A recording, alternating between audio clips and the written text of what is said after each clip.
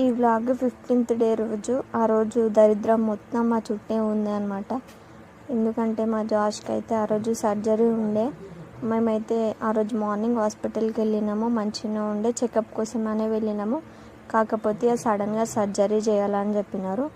ఇక మేమైతే మళ్ళీ ఇంటికి వచ్చి సామాన్లన్నీ సర్దుకొని ఈవినింగ్ అయితే అడ్మిట్ అవ్వడానికి హాస్పిటల్కి వెళ్ళినాము.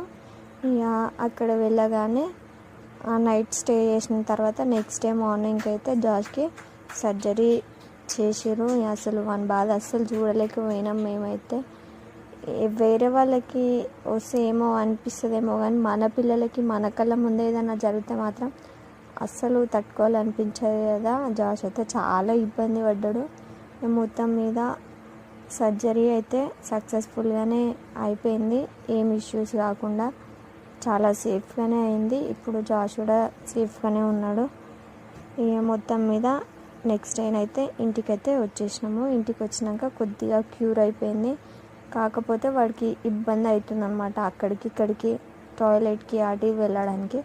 మా ఆయననైతే వాడిని ఫుల్ కేర్గా తీసుకుంటున్నాడు. నెక్స్ట్ వ్లాగ్లో మళ్ళీ కలుద్దాం.